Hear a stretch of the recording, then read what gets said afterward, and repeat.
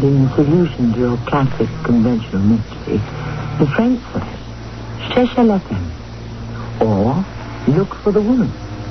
Of course, what they don't tell you is which woman to look for, or what to do about her if and when you ever find her. You've been with the company longer than anyone else, haven't you, Miss Murdoch? Yes, Lieutenant. Can you think of anyone who might have a motive for murdering Mr. Lewis? Well, yes. Oh? Who? Me. You? But why? He fired me without notice after 25 years. Miss Murdoch, if ever I saw a person who definitely was not the killer type, it's you.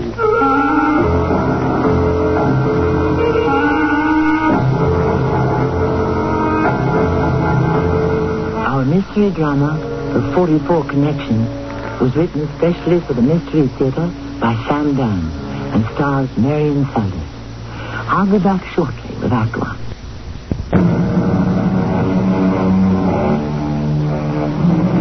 How can you say that? I have worked here for 25 years, and suddenly I just get a note saying my services are no longer required and a check for 4 weeks' salary in lieu of notice. Most places only give 2 weeks. But to be dismissed without a reason? There is a reason. In what way has my work been unsatisfactory? It's not your work, Miss Murdoch. It's you. What's wrong with me? You're too old. I'm only 55. We are revamping the company. There is no longer a place in it for you. But why? We shall now concentrate on product lines directed toward a younger market. Our accent, therefore, must be on youth. Soon we shall create an entire new decor. Our reception area will feature panoramic wall pictures of the latest rock groups. We shall have piped-in disco music. You, as the receptionist, are wrong, my dear, for our image. But I can... We emphasize the now, the newest, the swinging. How does it look if the first person a client sees as he gets off the elevator is a dignified, mature lady? No.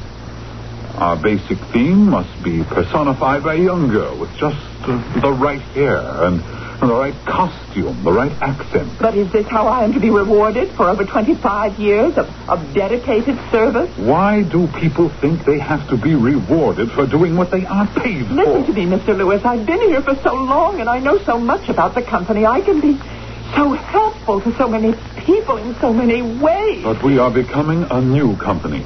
So your expertise is obsolete. But if I work against the new image, couldn't you find a less visible place for me?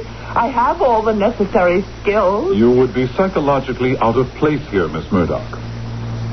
And now, if you will excuse me... Please, Mr. Excuse me. It occurs to me that I'm beginning to beg. And before I do that, I would rather die. If you find it difficult to act like a gentleman, I find it impossible not to act like a lady. Good day to you, sir.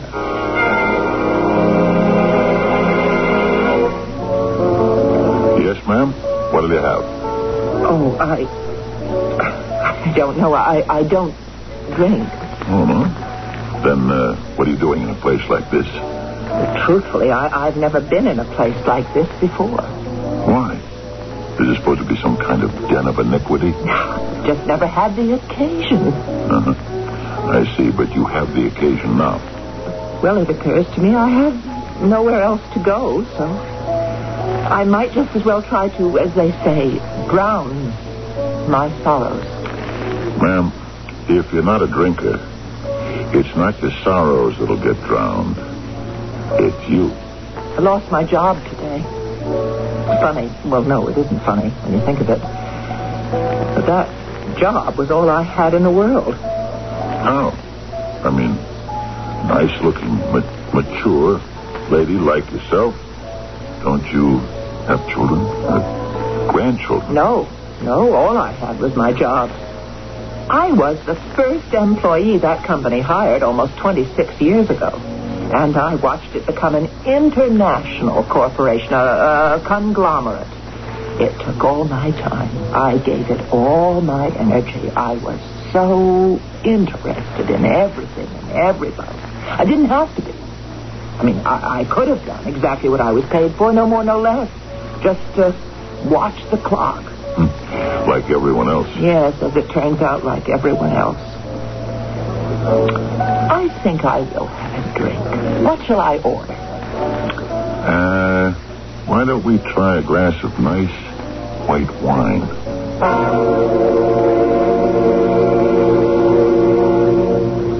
I don't believe I told you my name, Jack. I'm Nellie Murdoch. And do you know who my grandfather was? Tom Murdoch. You ever hear of him? I can't say that I have. Oh, he was one of the great heroes of the West, the Wild West. He was the sidekick of Buffalo Bill, William S. Cody. What do you think of that? I think that's just fine. Tom Murdoch. I still have his things. His hat, his buckskin jacket, his boots, his spurs, his twin Colt 44 revolvers. I keep them all shiny and neat, just like new. I have them set up in the corner of my room as if they were a kind of shrine, like a little museum. Yeah, if I were you, Miss Murdoch, I would have a cup of coffee.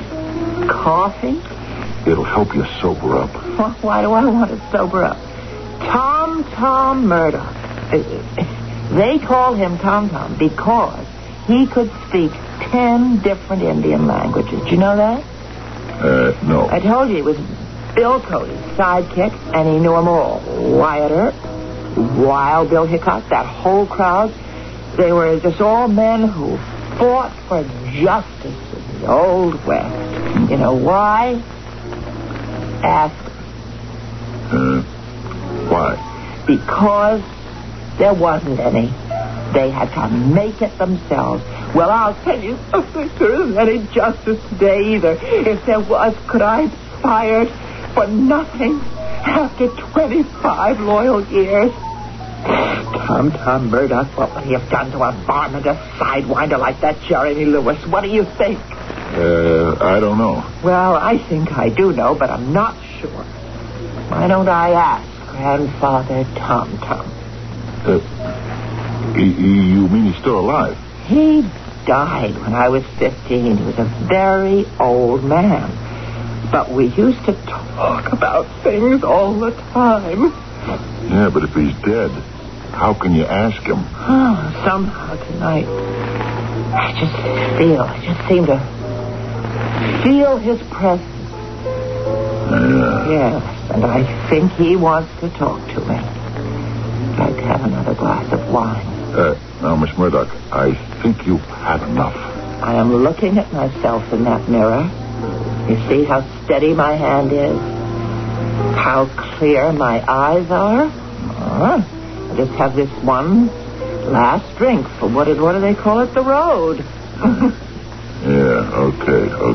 All right, but, Miss Murdoch, then you better go straight home.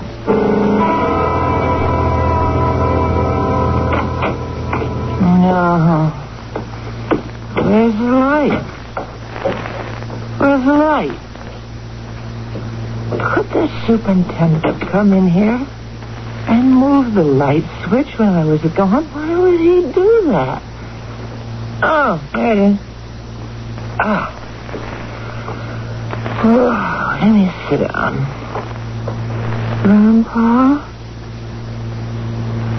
Grandpa Tom, are you there? Oh, Grandpa.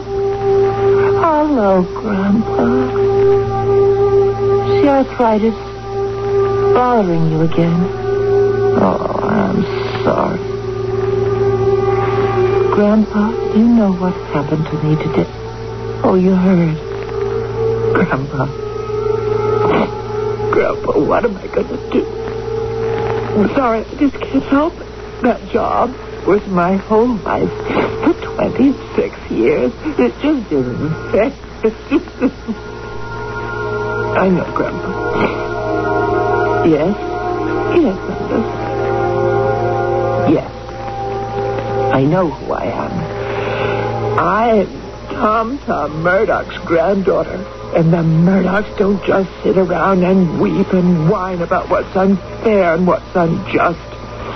That skulking, low-down, bushwhacking copperhead, he doesn't deserve to live.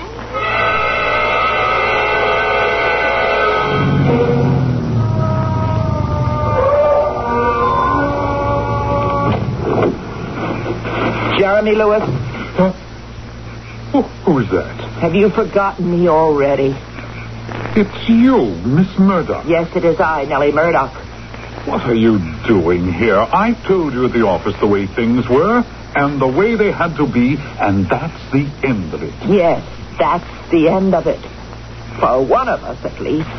So it doesn't do you any good to waylay me here at this hour of the night to beg me to give you back your job. Mr. Lewis, Tom Murdoch's granddaughter hasn't come here to beg you for a job. Oh, no? I have come to see justice done. Justice? The kind of justice that Tom Murdoch practiced, the kind of justice that built the West. What's that? What does it look like? It's a revolver. Yes. Now, Miss Murdoch, surely you don't intend to shoot me down. No, not in cold blood. Tom Murdoch always gave a man a chance for his life. Listen, Miss Murdoch. This is one of Grandpa's twin Colt 44s. Here, you catch. Don't drop it. It's loaded. Now, I've got the other one. Are you mad? You must be. Hold the gun at your side, muzzle pointing down, just like I am. What are you thinking about, now, woman? With your thumb, pull back the hammer. All the way back. Till you feel it catch. Go ahead. All right. Now, at the count of 3, we will each raise our revolver and fire. You are insane. I shall begin the slow, steady count. Are you ready? 1. That wasn't fair. You didn't wait for 3. 2. No point yanking at that trigger. You have to pull the hammer back again. 3. My turn.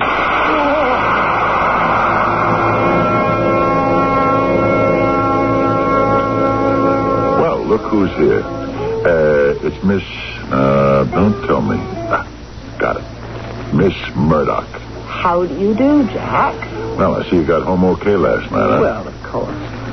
May I have a glass of that delicious white wine?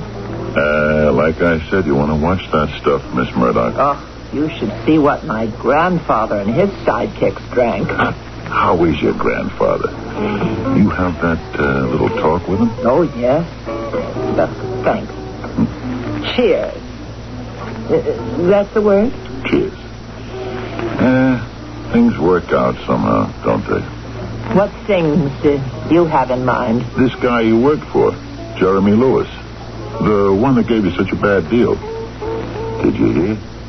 Somebody gave him his last night. Yes. I heard it on the news early this morning. Yeah. There's more news due on the radio right now. Let's see if they got anything on it, huh?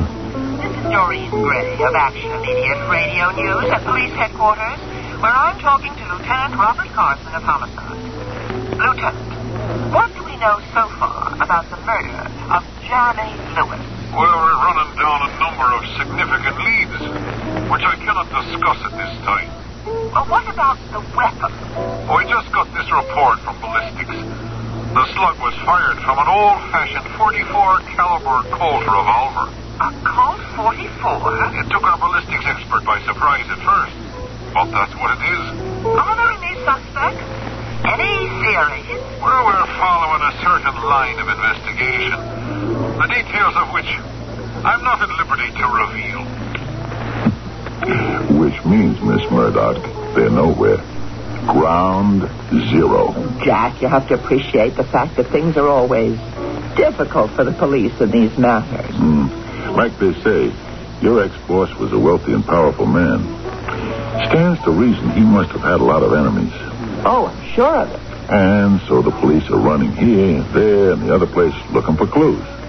And they're asking this one, asking that one, and they're getting nowhere.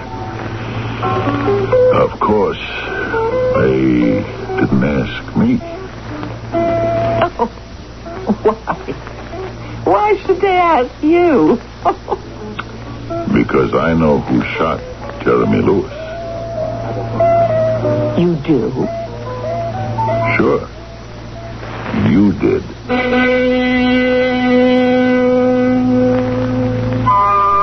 That was short, sweet, and to the point. But how did he know? All right, if you review the previous encounter between the two of them, this thing could emerge with crystal clarity. However, right now, more important than what he knows is what he intends to do about it. And that must be the business of Act 2, shortly.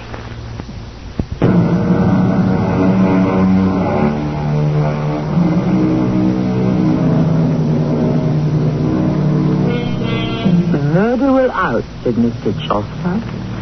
And while the modern-day police might not always agree with him, the fact is, we have a murder here that has outed, if I may coin that word, almost as soon as it was in. Of course, it's only out so far for two people.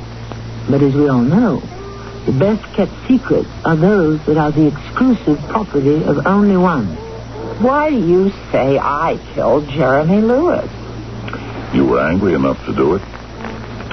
You talked about justice, frontier justice, and making your own when you think you're getting a bad deal. But that could have been just talk. Sure. But you happened to mention that you still had your grandpa's things, including his .44 caliber Colt revolver. That's the gun that was used, they say. And I don't know how many guns of that age are still around. What are you going to do about it? What do you think I'm going to do about it? Go to the police? Well, you know, I've always had this philosophy of life. The less you say to the cops, the more apt you are to stay out of trouble. What are you going to do? I don't know. I think I better ask Grandpa. Well, why don't you? Mrs. Lewis, I'm Lieutenant Carson. I'm sorry, but I must ask you some questions about your late husband. What sort of questions, Lieutenant? I knew very little about his business affairs. What about his other affairs? Sir, Your husband's private secretary, Miss Hastings. Drusilla Hastings is a sour, suspicious, nasty old maid. Do you deny visiting your husband at his office? Having arguments with him? Oh, all married couples have arguments. Miss Hastings said you threatened to kill him. We all get carried away sometimes in the heat of anger. It had to do with a Miss Rhoda Townley. Yes, he was seeing her. And is it true that he asked about a divorce? Yes. And you said to him, the direct quote, "I'll kill you first." Why shouldn't I have said it? For 20 years, my entire life was devoted to him. I worked to send him through school. I did without, so that he could use every nickel he earned for investments. I saved. I scrimped. And then when he'd reached the top of the mountain, I wasn't going to let him roll me downhill for some painted slut half my age. The night he was killed, Mrs. Carson, where were you? I was out. You get tired of being all alone in that big house. Mm-hmm. Where did you go? I went to a movie. With anyone? I don't know very many people. What you're saying is you went out all by yourself. Yes. Would anyone remember your being at this movie? How? It's a crowded theater. The ticket seller, the doorman. I don't even recall what they look like. Would you have a ticket stub? I never saved ticket stubs. And how would I know I would need an alibi? Tell me, do you happen to own a gun? I never held a gun in my life. I wouldn't know how to use one. All right, Mrs. Carson. I have nothing more to ask you. But please, hold yourself available for further questions. So, you're Miss Rhoda Townley. What's the idea of this? Why was I arrested? You weren't arrested. Well, why did these two cops come and pick me up? Why did one of them give me that I'll read you your rights rigmarole? You're only being questioned. For what? Let's say, suspicion of murder. Oh, why am I being suspected? You know why. Because of some conversations you had in Jeremy Lewis's office. Oh, that snoopy dame outside. Shall we cut through all this, Miss Townley? It's her word against mine. You also had a fight with him at the Parrot Club. Oh, that was just a misunderstanding. Yeah, there were witnesses. He walked out on you. Oh, look. That doesn't mean I killed him. And do you have an alibi? An alibi? Sure. I was with Harry Farrell. Ah, Harry Farrell. A convicted forger, perjurer, and confidence man. Free now on a very shaky parole. What's the truth? You and Harry started the whole thing, didn't you? The idea was for you to attract Jeremy Lewis. Then the two of you would set him up for blackmail. That's a lie. What you had no way of knowing was that Lewis didn't care. Couldn't care less whether his wife knew he was unfaithful or not. All right, Lieutenant. I'll make a confession. Should I get a stenographer? Yeah, it did begin as a con game. Well, sure, we tried to set him up as a mark, but after a while, it wasn't a game for me anymore. I fell for the guy. I mean, I really fell for him. Yes, that's a fact. A week ago is when the blackmail scheme blew up. You kept trying to get in touch with him. He wouldn't see you. Finally, you practically broke into his office, and you said, I quote, "If you don't take me back, I'll either kill you or kill myself." Well, you didn't kill yourself. Oh, look, I may have said that. Yes, and you also may have had some help. I tell you, I don't know anything about the murder. Well, you can go now, Miss Townley. But you must keep us informed as to your whereabouts. But I have an alibi. Yes. We'll see about that, too.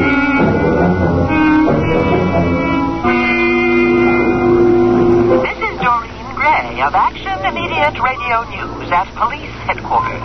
With me here is Detective Lieutenant Robert Carson, who is in charge of the investigation into the Jeremy Lewis murder. Lieutenant, we understand you questioned Mrs. Lewis today. Yes, I did. Is she a suspect? I can't answer that question. You also brought a Miss Rhoda Townley in for questioning. Is it true that she and Jeremy Lewis were having an affair? I cannot discuss that publicly.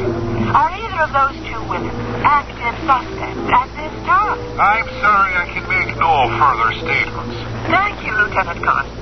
And there you have it, And so that's that, Nellie. What happens now? What happens now?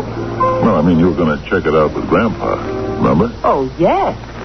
I did. Yeah? And how does Grandpa stand on all this? Tom Murdoch never told a lie in his life. And he wouldn't tolerate lying from any other member of his family. He always told the truth. And when I asked him, Grandpa, what should I do? Do you know what he said? He said, Nellie, you just tell him the truth. Oh, so then he advised you to confess. No. He just told me to answer each question truthfully. And that is exactly what I intend to do. Yeah, well, won't that be the same thing as confessing? No. This I have to hear. Well, the police will come to see me sooner or later. I'm sure. Why? They'll have to extend the investigation, won't they? I mean, I worked there for over 25 years. How can they not talk to me? I'm surprised they haven't come calling already. So, when they do question me, I'll follow Grandpa's orders and I'll tell them the truth. But then they've got you. But only if they ask me the right question. if they should ask, right out, did you kill Jeremy Lewis? I'd have to say yes. But suppose they don't ask. You say you'll tell the truth to each question. The truth. Could you give yourself away somehow, no matter what they ask you? Grandpa Tom once told me that General George Armstrong Custer had asked for volunteer scouts for an expedition against Chief Sitting Bull. And when he asked why he didn't volunteer, Grandpa replied that volunteering was against his constitutional principles. I understand. And therefore, he said to me that while I was not allowed to hinder this investigation, I was not required to assist it either. Miss Murdoch, why don't you have one on the house?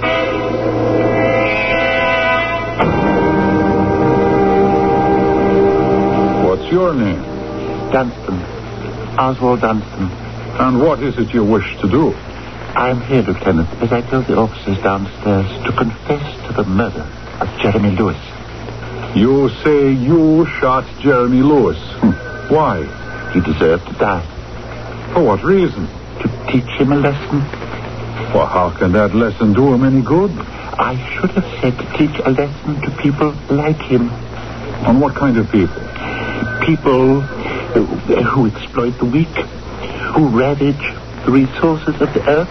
And for that reason, you decided to shoot him.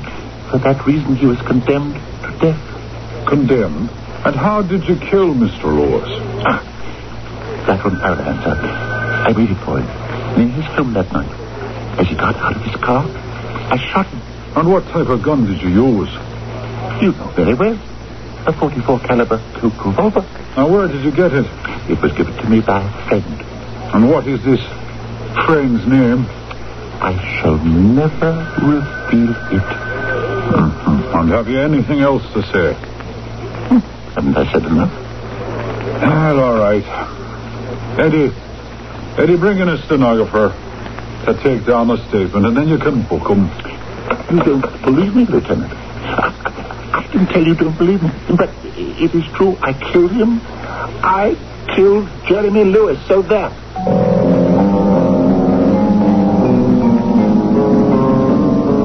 We know it isn't true, but who else does? Certainly not the police.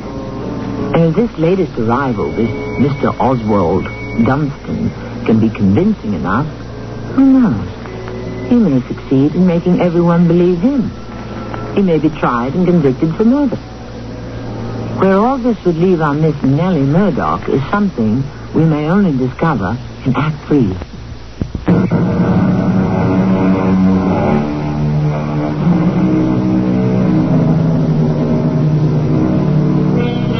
Ask any homicide detective. Some cases are hard, some are easy. In some you have too many clues. In others you have no clues at all. You can have a situation where there are absolutely no suspects. And you can have one like this where you have more than you know what to do with. And yet there's nothing to really sink your teeth into. It's like poverty in the midst of plenty. Did you read where this guy confessed to the murder, Miss Murdoch? Yes, What if they find him guilty? but we know he didn't do it, Jack. Yeah, but he sounds convincing according to his statements. And it could be a quick, satisfactory way for the state to get the case off the books. Yes, that's a possibility. What'll you do if he goes to jail? I spoke to Grandpa about that. And he said that just could not be allowed to happen. An innocent man must never be made to suffer. Even if he's asking for it? Oh, it's a matter of simple justice. I just have to come forward and confess. Yeah. Well, it's time for the news. Hey, Joe, you want to take that piano down a little? Good evening. This is Doreen Gray of Action Immediate Radio News. We are here at police headquarters with Lieutenant Robert Carson, who is investigating the Jeremy Lewis murder. The lieutenant has a statement to make to the media. About an hour ago, we released Mr. Oswald Dunstan into the custody of the Stanwood Sanatorium for Mental Patients, from which he had escaped only last night. The man seemed so lucid. The man is insane. What other progress can you report, Lieutenant? Well, at this time we're following several promising lines of investigation.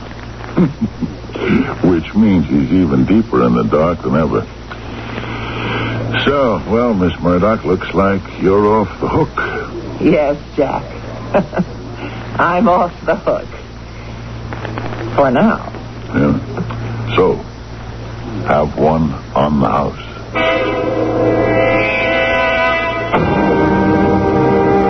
Miss Townley, Lieutenant, what do you want from me now? once again, we'd like to discuss the Jeremy Lewis murder. But I don't know anything about it. You don't?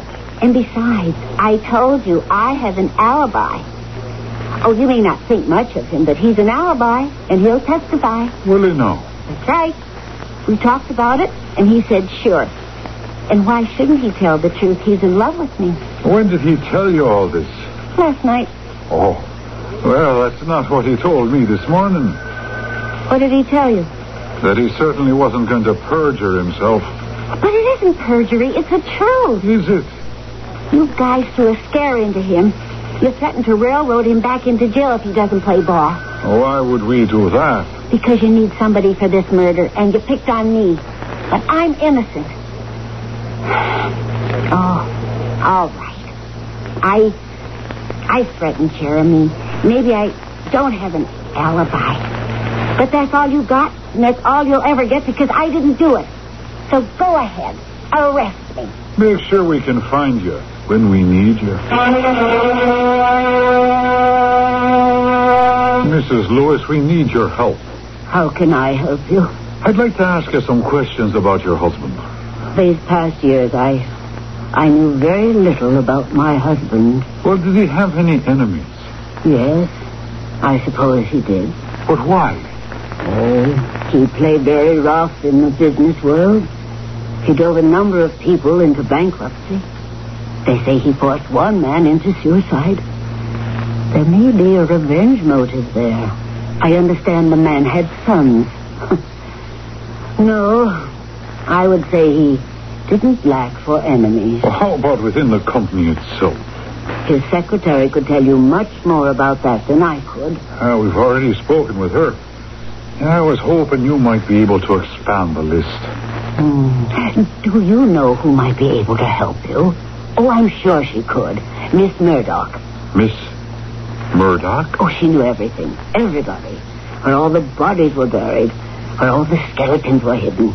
You talk to Miss Murdoch. Well, who is Miss Murdoch? Well, she's the receptionist. Just as you step off the elevator. Well, she's a very nice, dignified lady. Somewhere in her 50s. But I spoke to the receptionist. She looked like some kid just out of high school. Oh, well, she might have been filling in temporarily. No, she told me she was the regular receptionist. Miss Murdoch isn't there anymore? Why, she was with the company since the year 1. Well, I suggest that you talk with her anyhow. Miss Nellie Murdoch. She can give you an earful about everybody.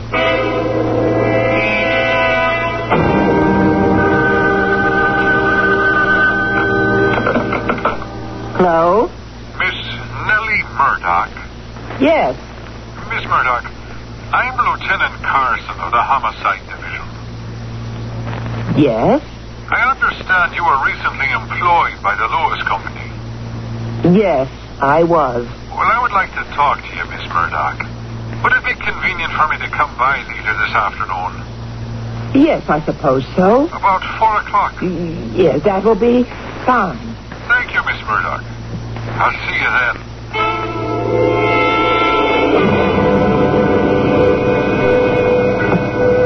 Jack, Yeah. What is it, Miss Murdoch? they're coming. Who? The police. A detective called and made an appointment to see me at 4. That's 2 hours from now. Well, you knew it would happen sooner or later. Yes, but I was hoping for later. Well, I want to wish you luck. Of course, there's a way I could get out of it. altogether, be completely in the clear. How's that? No, I can't tell you. Why not? You know you can trust me. Because if I told you and things were to go wrong, you'd become an accessory. I figure I'm some kind of accessory right now. No. All you're doing is guessing. You have no real proof. I'll have to ask Grandpa. Yeah. Wait, before you go. Have one in the house.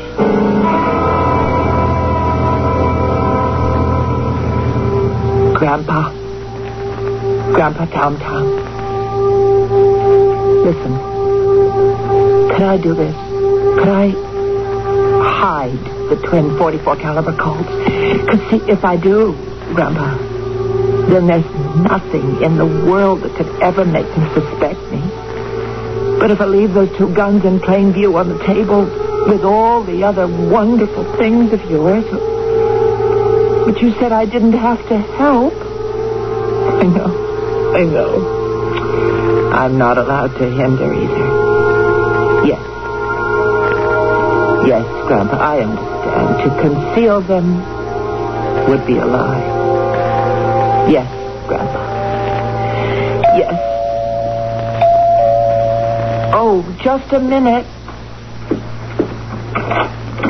Miss Murdoch, I'm Lieutenant Carson. My identification. Oh, yes. We spoke on the phone. Won't you come in? Thank you. And then won't you sit down, Lieutenant? May I offer you a cup of tea or some lemonade? No, thank you. I understand you've been with the company longer than any other employee. Is that correct? Yes. I understand that you were very dedicated to your job and interested in everything that was going on. Yes, I was. Well, therefore, you must have been aware of a great deal. Miss Murdoch, this is a very complicated case. We have very few leads that are really worth anything.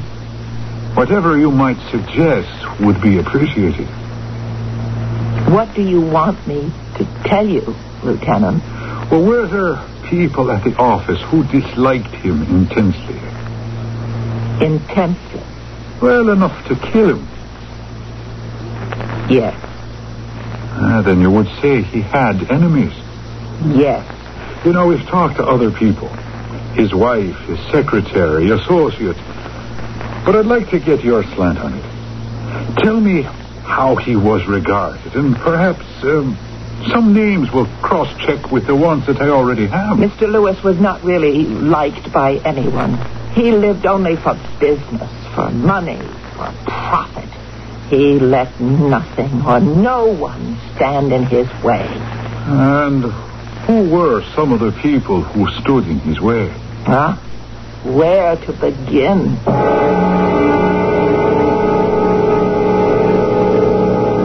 I must say, Miss Murdoch, it's quite a list. There's enough work here to occupy the entire department. Can you think of anyone else who wanted to kill him? Can I think of anyone else? Well, yes, I suppose. Oh, really? Who? Me. You? Oh, my dear Miss Murdoch. Why would you want to kill Mr. Lewis? Did you have a motive?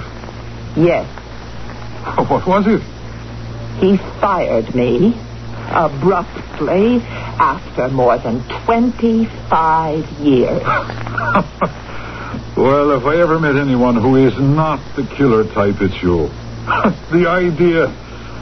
Well, I've taken up enough of your time, and I'm not going to ask you any more questions. You're not going to ask me any more questions? Oh, I've asked you enough. Oh, I would like to ask you one more question, if I may. Well, what is that? Well, over in the corner of the room there, that display. It looks like some sort of a Wild West museum. May I look at it? Well, certainly. What are you doing with all these things? They belong to my grandfather, Tom Murdoch. I heard of him. He was a friend of Buffalo Bill's, and didn't he have a falling out with General Custer? No, he just didn't volunteer to go out on that final mission. And did you know him? Oh, yes, I remember him. And did he tell you anything about those days? Oh, yes. Oh, what a wonderful childhood you must have had. And he left you all these things, did he? Yes. Oh, and how well you kept them. Oh, the hat. The buckskin jacket. The breeches, the boots, the spurs, a pair of Colt 44 revolvers. Oh, this is all part of the authentic history of our nation, wouldn't you say? Oh, yes, certainly. Well, I want to thank you again, Miss Murdoch. It isn't every day you run into something exciting and educational like this in the routine exercise of duty. You're quite welcome, Lieutenant Carson. You are quite welcome.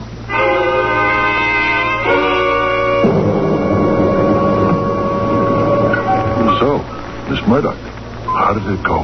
Well, I'm here. And you mean he didn't? I promised Grandpa Murdoch I'd tell the truth. Had Lieutenant Carson point blank asked me, I would have told him. But he didn't point blank ask me. Yeah, but didn't he see all that Western stuff in the room? Oh, yes. He was so interested. He went over, he looked at everything closely. Yeah, and I mean the Colt 44 revolvers. Yes, he even remarked on them. Well, sounds like you're in the clear. Perhaps. What do you mean, perhaps? One day, suddenly, for some reason, or for no reason. I mean, who knows how the human mind works? That lieutenant may suddenly be struck by the significance of those Colt revolvers. He can make the connection. Then again, it may never happen. That's right. Well, at any rate, there's nothing we can do about it. Is there? Not that I can think of. Hey, have a drink on the house. And there we must leave it for this go-round, anyhow. Will the mysterious mental forces that govern insight and inspiration ever make what might be called the 44 connection for Lieutenant Carson?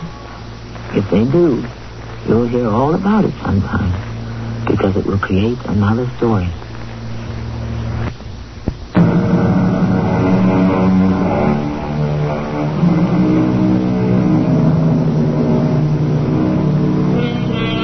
The title of our story is The 44 Connection, because it deals with intuitive powers of deduction.